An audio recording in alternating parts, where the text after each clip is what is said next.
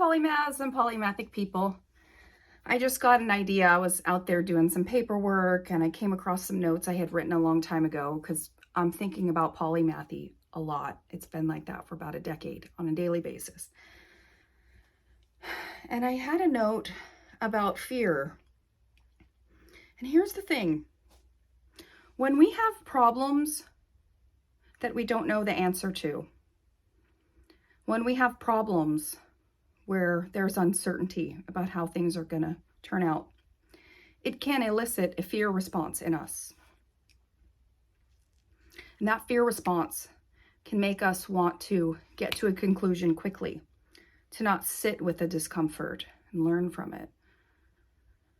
And so fear can push us to pick a choice. And a lot of times I've noticed in life, sometimes multiple things are true at once.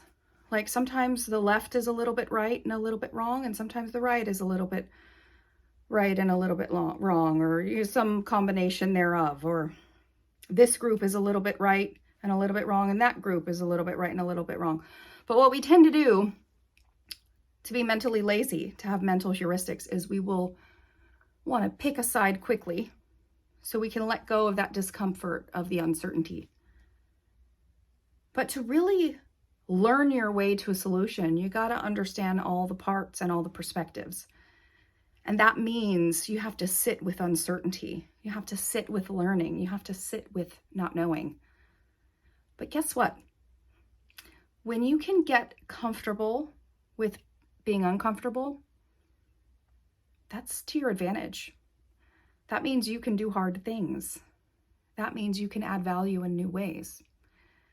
So it's really important, if the goal is to make a difference for the good out in the real world, it involves our interiority in the process. Our interior world's not just our intellect, but like our whole vessel, our whole human being, including the meat suit, including the heart, including the gut, including our ears and our eyes. There has to be a willingness to see and to learn and to understand, and to not have preconceived notions about what's right and wrong and what the answers are going to be. We have to let the truth guide us to conclusions that make sense. We have to learn our way to solutions, learn our way through the problems. But that means we got to sit with the problems, which means we got to get uncomfortable, or comfortable being uncomfortable. We need to be able to control our fear and our discomfort, or at least not control it, but have a tolerance for it. To do hard things, you gotta be okay sometimes with tolerating difficulty. But we can do hard things. Humans have been doing hard things our whole history. And in some ways we have it easier than ever. And in some ways we have it harder than ever. And both are true. We need to understand all the sides so we can be intelligent. But intelligence alone is not enough. We need benevolence and good-heartedness too. So this message is brought to you today to remind you that sometimes life is hard, but you can do hard things. And we learn from hardship. We always learn the most from our difficulty.